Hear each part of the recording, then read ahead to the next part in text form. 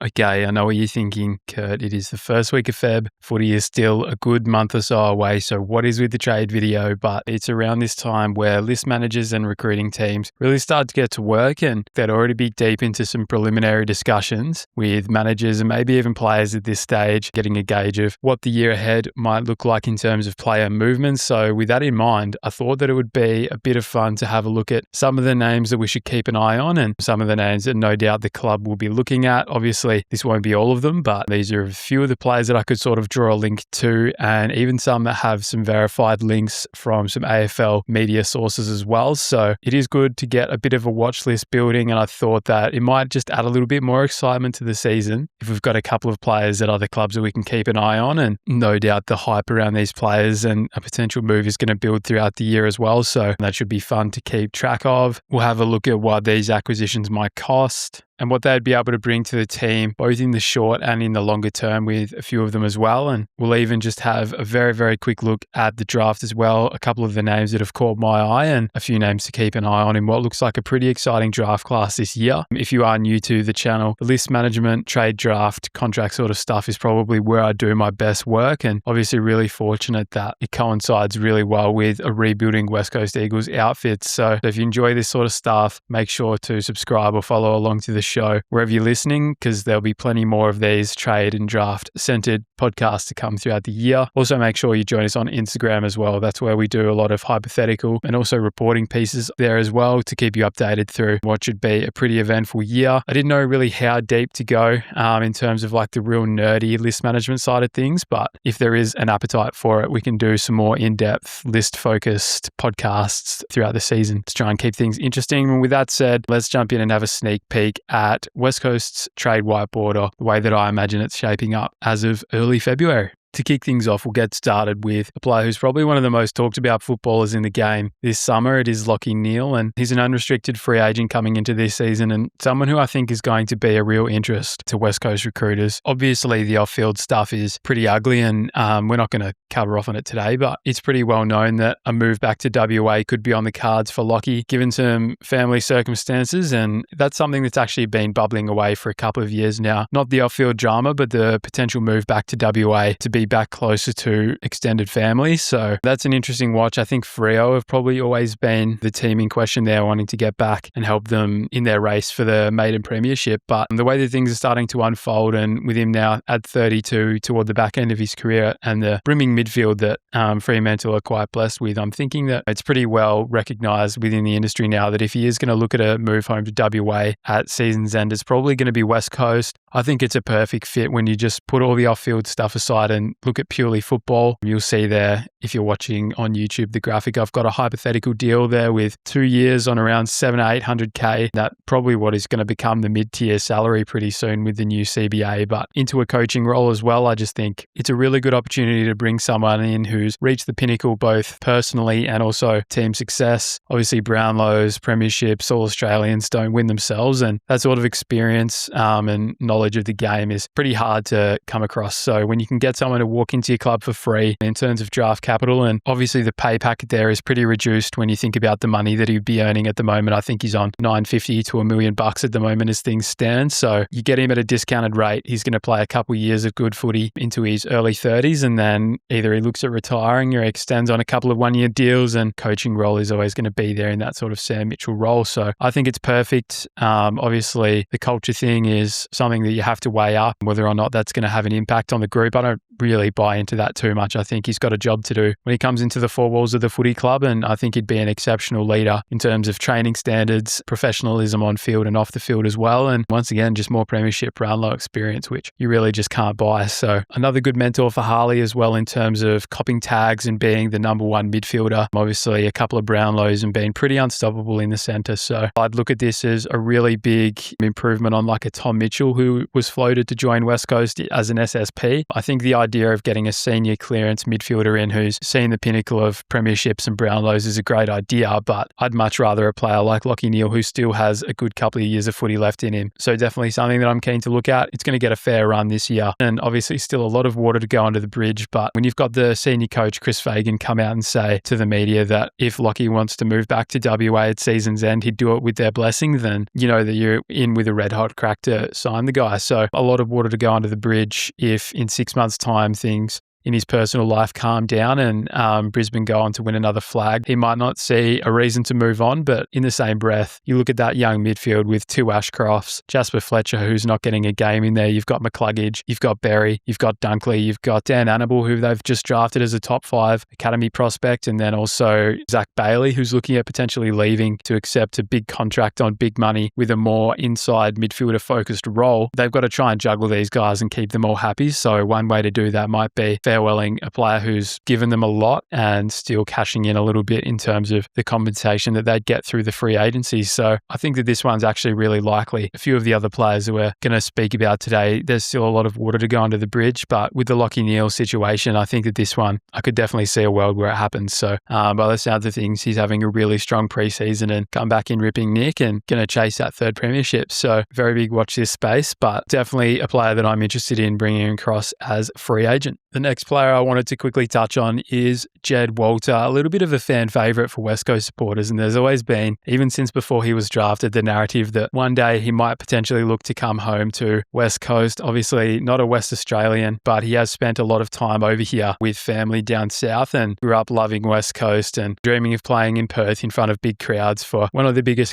footy clubs in Australia. So obviously ended up over at Gold Coast through the academy and went as a top 2 or 3 pick in that draft, just behind Harley Reid. And it's really interesting when you hear Cal Toomey saying in that draft that if Jed Walter was an open pool prospect, he would have given Harley a real shake, especially for West Coast, who at the time there was a lot of worry about the go-home factor for Harley, whereas Jed, you know, obviously an Eagles fan and spent a lot of time in WA. If he was an open pool prospect, Cal reckons it would have been a pretty tough call. So it's interesting to hear. Obviously, he's an immense talent coming into his 3rd season this year as well as Harley. So getting to the time now where he can really start to pick up and find his feet at the level as a key forward, but it's going to be tough for him this year. Obviously, they've got Ben King. They've just brought in Jamara as a bargain basement option. It looks like he's absolutely tearing up the track. They've got big Ethan Reid as well, who looks like a pretty special talent amongst a couple of other guys who are floating through there at the moment with a little bit more experience. So Jed might find it hard to crack into the side this year, and he's out of contract, and it's probably the year that he really wants to put something together so that he can sign a reasonable deal and progress his career forward. So we know that there's some interest for him in Melbourne as well. Cal Toomey's been pretty happy to throw out the links with Carlton, obviously, in last year's trade period. Collingwood have been interested for quite some time, he reckons, and also Essendon are going to look at having a throw at the stumps to try and pair him up with Nate Caddy. So there's going to be some competition, but he did mention that West Coast are going to have a crack as well this year to try and lure him across. And I love it. I think it'd be a great acquisition. It begs the question, do we really need another key forward? The answer is, well, it's definitely no, we don't. But on the same token, you look at our stocks and you think, okay, well, Jake Waterman, obviously a superstar, but he hasn't played much footy in the last few years. And so how confident can we be that he's just going to be back this year and that's it? He has a fairy tale finish to his career and doesn't miss much footy from this point onwards. We can't be sure of that. So there's a lot of water to go under the bridge there still, unfortunately. Job Shanahan looks like a lock. We're pretty comfortable with that. But then Jack Williams is genuinely on the verge of being delisted this year if he can't crack into the AFL side and show some promise, or certainly might look to explore a trade. Archer Reid looks like he's going to be all right, but he hasn't shown anything to give us too much confidence that that's a real safe pick. So in a couple of years, if Jack Williams is gone, Jake Waterman gets injured, then all of a sudden all we've got is Job, and we're hoping that Archer Reid can come on. So this is an opportunity for us to shore up our stocks, probably just raise the floor of our stocks. And when you think about in 3 or 4 years' time, having a Jed Walter, Archer Reid, Job Shanahan, 3-pronged attack, it's probably the best key forward lineup in the competition at that stage. So that would be pretty insane. They're all super mobile. Jed and Job are that 195 centimetre sort of player who are good in the air, but really good at ground level. Obviously, Jed's well known for his work rate and his pressure around the ground. Just a real mongrel key forward, which you love. And I think he'd suit the game style really well. He'd also complement Jake Waterman. And to be honest, if we got him over, there's no reason why we couldn't have Archer Reed, Jake Waterman, Job Shanahan and Jed Walter all in the same forward line, because they're all quite versatile, very mobile for their size, and a few of them are actually quite undersized as well. So I think it's definitely an avenue we look at. Obviously, Cal Toom has been pretty happy to throw the link out there, so confident to say that the Eagles are going to have a crack. And we know that he's got some mates over there. He's good mates with Harley, a couple of the down south boys as well, I think Clay and Rubens. So the only real problem I can see with this acquisition is that he is going to cost a draft asset, which isn't a common theme with most of these guys that I've got outlined. I think the strategy for West Coast is probably going to try and be to attack free agency, get some bargain pickups. You look at Lachie Neale, we've got a couple more to talk about today that present some pretty good value coming in with different circumstances going on in their life. So you can get these bargain free agents. You can pay them a bit of cash, but you don't have to pay anything in terms of draft picks. And that allows us to get some top tier talent in from other clubs, but also still attack the draft really hard. And Jed Walter would probably ruin that if we were to get him across. It's going to be a first round pick. He's obviously a top 5 pick from a couple of years ago, showing he's got immense talent. So there could be a couple of ways around that. If they've got an academy kid, maybe we could help them out with some points and it wouldn't be our first selection this year, which we're going to assume is going to be top 5. Maybe some futures get it done and we can kick the can down the road. But one thing I know about the Eagles recruitment is if they want a player, they'll go out and get him. So I think Jed Walter is going to be of interest and just very keen to see how the year plays out. I think if he can crack into the side and they go deep in finals this year, which is a definite possibility, then it's going to be hard to pry him out. But I'd certainly hate to lose a guy that wants to play for the Eagles to a Victorian club. If we're not able to get a deal done, that would suck. So hopefully he has a little bit of difficulty getting into the side and he's looking around at his options come the mid-season period. Our next player is another really interesting one, and that's Bobby Hill. You'll see there if you're watching on YouTube, he is contracted through to 2030 after he signed that big extension last year amid all the talks of a potential move home to WA. That was around personal reasons as well, sort of similar to Lachie. We won't really delve too deep into it, but today there was a report that surfaced suggesting that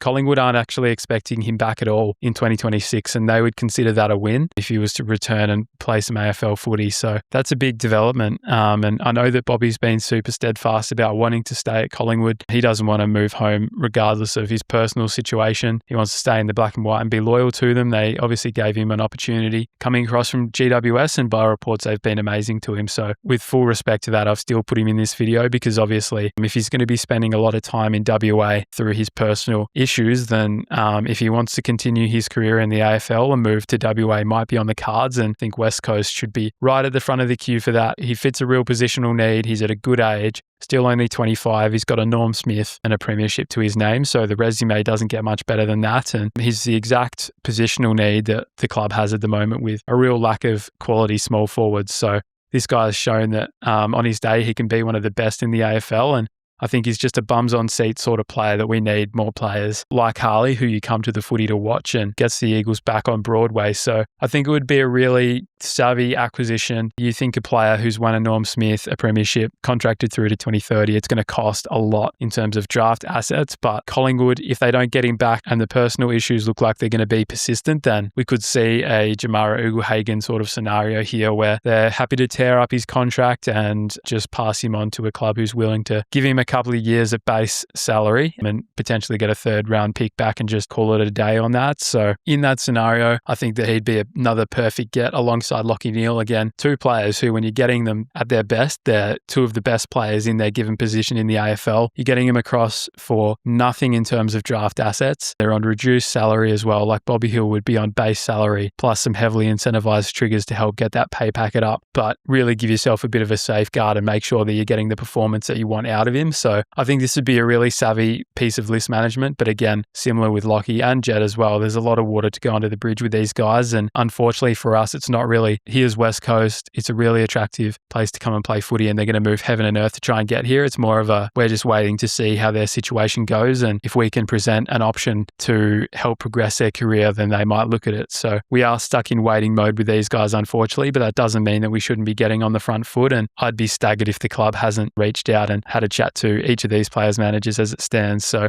definitely another one to keep an eye on. Doesn't look like we're going to be seeing Bobby Hill at AFL level next season, but could he be the bargain pickup that this forward line desperately needs? To finish us off from a trade perspective, I've got another small forward here.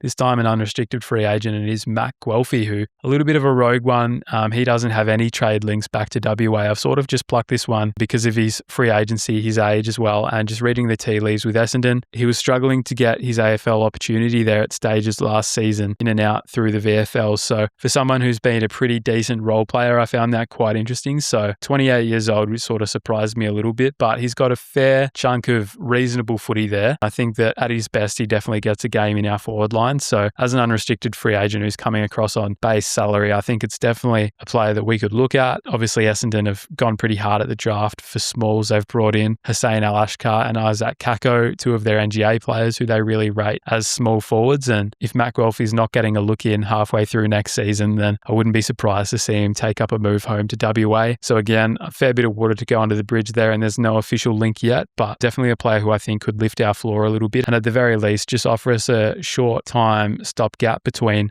us losing Liam Ryan and Jamie Cripps and the next brigade of young small forwards coming through. Obviously, we've drafted Tyler Williams, Malachi Champion, Tyrell Dewar, Jacob Newton over the last few years. So hopefully one of the two of these guys can step up. But I feel like a player like Matt Guelphy could come across as a bargain basement stopgap and play a couple of good seasons for us and really help out in the absence of obviously Cripper and Liam Ryan, who've been stalwarts of that small forward line for a long time. We're just going to carry on with these small forwards. We're going to chat draft now, and there's two really exciting front half players who've caught my eye so far with the small amount of vision that I've seen, and two really, really exciting players coming out of the pathway. They both look right around the mark for top 10. I think Archie Butler looks like more of a top 5 pick, and then Marlon Nucleus, who we're going to have a chat about now, looks like he's around about that top 10 at this stage. Obviously, so much water to go under the bridge, and there's going to be a lot of movement in terms of the rankings and who clubs like and all of that sort of thing. But as it stands, I was looking through some of the higher ranked draft prospects coming through this year, and the two that really stood out to me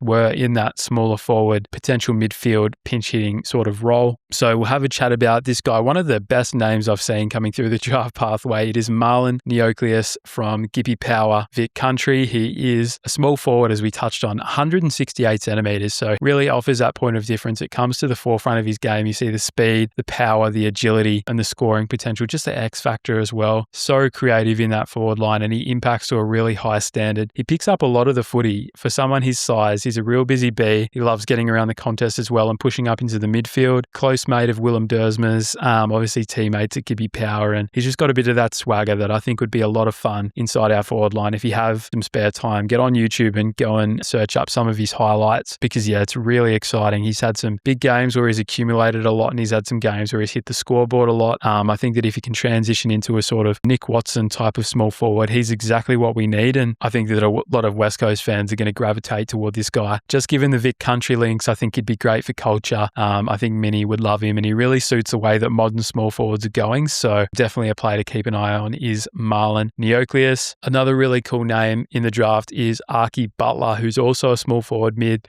This time he's a little bit taller at that 180 centimetre mark, but Cal Toomey's described this guy to have probably one of the best highlight packages you'll see coming through the draft. Just very clever with his football IQ. He's a pretty good mark for his size as well, which is interesting to see. He's obviously got a lot of X factor, creativity, and that real scoreboard impact that we touched on, which makes elite small forwards. This guy is a little bit more midfield centered, and that's probably the thing that's going to see him really charge up into the top 5 of the draft pool this year, is if he can move into the midfield in his top age year and sort of dominate through there. Obviously in his underage season, he was more predominantly playing forward of center, where he's shown he's been able to do that to a really high effect. So Archie Butler and Marlon Neocleus are probably two of the players that I've gravitated towards so far in my draft research. Obviously, we're going to ramp that up a lot as the season comes on, and really looking forward to covering both trade period and the draft for you guys again this year. Definitely our grand final, and it's a lot of fun. So let me know in the comments who you like so far from this year's draft class. Obviously, we've got Garrison Ken and a couple of other NGA boys who are going to track really closely. I'm looking forward to seeing how they go. They've been training with the footy club over the summer, and there's a few nice WA prospects like Kobe Lacra getting around who might not quite be a good fit for us, but it's it's going to be interesting to track their development throughout the year as well. And with that said, let me know what you think about some of the trade acquisitions. This was just supposed to be a very quick, very brief sort of overview, just bringing to your attention some of the players that the club might be speaking about or speaking to, hopefully, if they're getting on the front foot. And then obviously as the season progresses, we'll be able to get a better gauge of who's looking at a move and